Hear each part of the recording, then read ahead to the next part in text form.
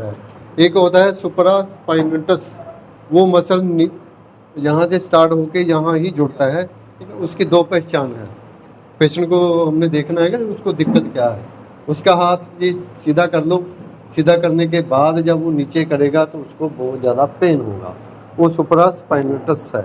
दूसरी पहचान, यहाँ तक हाथ लेकर जाएगा कोई पेन नहीं, यहाँ से यहाँ तक अगर हाथ नहीं गया और यहाँ लेकर गया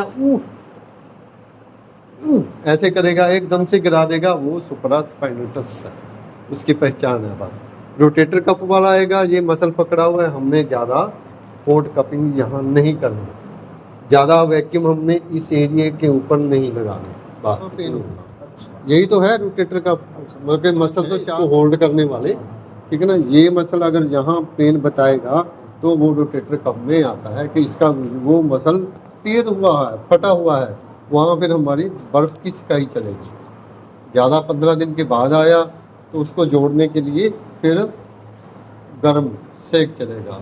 उससे भी बाद में आया फिर हॉस्पिटल का बना हुआ हसन लेपम लगाना पड़ेगा। ठीक है ना, गर्दन है ना, उस बाजू में पेन लेकर आया तो हमने देखना है कि उसको जो स्पाइन में, सर्वाइकल की स्पाइन में कहीं डिस्क बल्ज तो है, लेकिन हर्निएशन तो नहीं होगी, स्टेनोसिस तो नहीं हो गया, है ना। डिस्क हर्निएशन होगी तो नर्व को ज़्यादा पिंच करेगी, ज़्यादा प्रेशर देगी। जितना ज़्यादा प्रेशर बढ़ेगा नर्व के ऊपर उतना पेन बढ़ेगा, है ना।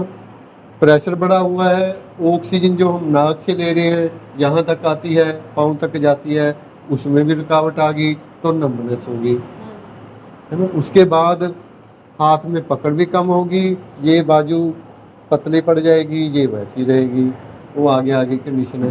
तो उसको डायग्नोज करने के लिए गर्दन को यहाँ सिर के ऊपर हम प्रेशर दो 1-2 मिनट। अगर उसका और भी दर्द बढ़ गया, नंबनेस बढ़ गई, तो समझ लो हर्निएशन है उसकी डिस्क में।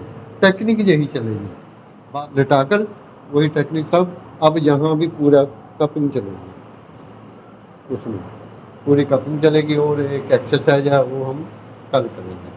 सर्वाइकल का ऐसा हो जाता है। चलो जी, लेट जाओ। ठीक है ना, पेशेंट को हमने ये निशान लगा कर देना है कि भाई ये एरिया के ऊपर हमने तेल को खड़ा करना है। मान लो कटी बस्ती करनी है तो ऐसे हमने सांप जैसा बना लो।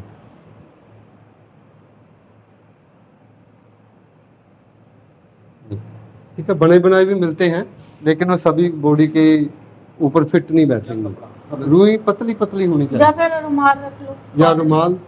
ये भी पतली है, थोड़ी सी है मोटी, है ना, इससे बड़ी।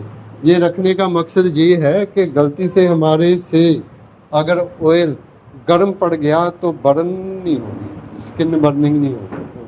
अगर ज़्यादा गर्म लगा, आपको लगा कि ये जल जाएगी तो मुझे बता देना। अगर उसने बोला कि गर्म है गर्म है, थोड़ा सा हाथ ऐसे कर दो, ठीक है, उसको थोड़ा सा ठंडा होने दो। अगर ठंडा हो गया फिर से ट्राई कर लो, वो सहन करता है तो हमने इतना भर देना है ऑयल के साथ। ठीक है ना, भर दिया, 10 मिनट पड़े रहना है। वीडियो में हमने एक साथ बताया हुआ है, वो 10 मिनट वाला नहीं बोला हुआ। ठीक है ना, 10 मिनट उसको पड़ा रहने दो। जो पैरालिसिस है वाला पेशेंट है तो हमने पूरी कपिंग हमने करनी है ना। स्पाइन की पूरी करेंगे, सर्वाइकल की भी करेंगे, ब्रेन वाली भी करेंगे, है ना, ये भी करेंगे, निद्रा वाली ये भी करेंगे, माइग्रेन वाली भी करेंगे। ठीक है, उसके बाद अगर फेशियल है तो ये भी करेंगे, वोकल है वो भी करेंगे, लंबर भी करनी है, बाजू भी करनी है, घुटना भी करना है, पीछे वाला भी करना है। उसके बाद हमारे पास 3 पॉइंट हैं। ठीक है, अगर ये 1 नंबर है, 2 व्यक्ति की जरूरत, 1 नंबर ये मैंने दबाना है, 1 नंबर दूसरे ने दबाना है। ठीक है, छोड़ देना है। सेकंड, मैंने जब दबाना है तब सेकंड पॉइंट वो दबाना है। थर्ड, जब मैंने ये दबाना है तब वो दबाना है। एक साथ चलेगा, दोनों का हाथ एक साथ चलेगा। चलो दबा दिया, 1 2 3 4 5 6, छोड़, सिर्फ 6 सेकंड। 8 सेकंड 10 सेकंड भी हो सकता है, लेकिन बराबर चलेगा। 2 नंबर, 1 2 3 4 5 6 बोन डिसलोकेट या फिर पेन। कल मैंने क्या कहा था, जिसको टेल बोन की दिक्कत होगी उसको बैठना बहुत मुश्किल हो जाता है। तो आपने देखा होगा कई लोग तो ये ऐसे बैठते हैं, तो कई लोग थोड़ा ऐसे भी बैठ जाते हैं। अगर देखा होगा टेबल में कई लोगों को ऐसे ही आराम मिलता है, कई लोगों को ऐसे ही आराम मिलता है। जो ऐसे बैठा है वो समझ लो उसकी टेल बोन नीचे से टच हो रहा है। जो ऐसे बैठा है उसकी टेल बोन उस तरफ चलेगी, ऐसे बैठा है उस तरफ चलेगी, उसको बचाता है ना। जहाँ भी टेल बोन टच होगी जमीन में वहाँ पेन होगा, वो अपना एक्शन बदल लेता है और उसको बचाते बचाते फिर स्पाइन में भी दिक्कत ले आता है। तो इसमें से आपको कौन सी नॉर्मल लग रही है टेल बोन?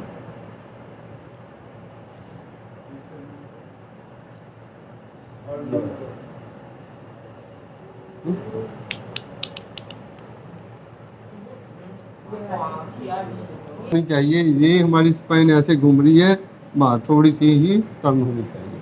ये हमारी टेल बोन, ये हमारी स्पाइन घूम रही है, ये ऊपर उठ गई, ये नीचे को आ गई। बहुत सारे कारण हो सकते हैं, है ना। गिरने की वजह से हो सकता है, हम जो फिसलन से नीचे गिर जाता है या टेढ़ा गिर जाता है तो भी चोट लगेगी। चोट लगने की वजह से ये लेफ्ट राइट अप डाउन हो सकती है, या फिर गलत पोस्चर, गलत हमारी सिटिंग, इससे पता चलता है ये उस तरफ चलेगी, इससे पता चलता है ये इस तरफ चलेगी। ये बिल्कुल नॉर्मल है ना, ये नॉर्मल है, ये ऊपर उठ गई, ये नीचे को आ गई। अब हमारे पास इसका ट्रीटमेंट बहुत बढ़िया है और सक्सेस है। 1 सिटिंग में 2 सिटिंग में भी हम ठीक कर सकते हैं। तो ये नहीं कि व्यक्ति बता रहा है मुझे ये पेन हो रहा है, आपको क्या सिखा है, ये पेरिफॉर्मस सिंड्रोम हो सकता है, उसको टेल बोन भी हो सकती है। पेरिफॉर्मस के साथ टेल बोन भी डिसलोकेट हो सकती है, तो टेल बोन भी हमें चेक करनी पड़ेगी। अगर पूरी टांग में भी पेन है तो भी हमें टेल बोन को चेक करना पड़ेगा। कई बार क्या होता है, यहाँ अगर किसी को चोट लग जाए तो उसको भी पैरालिसिस हो जाता है। अभी हमारा ध्यान कहाँ जाएगा, क्लोट आया होगा जी कोई, उसकी टांगे रुक गई, या फिर लंबर में कोई प्रॉब्लम है जी, उसकी टांगे रुक गई। हमारे एक्सरे एमआरआई में आ गया कि लंबर में दिक्कत है, इसको भूल जाएंगे, इसकी तरफ ध्यान ही नहीं देंगे।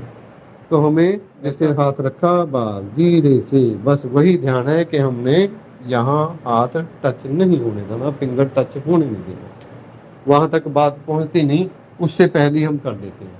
ठीक, बस छोटी सी टेक्निक है, जांचने की आनी चाहिए, उठाने की। अभी ये लेफ्ट राइट चली गई, चली गई, इधर को चली गई। अब हमारे हाथ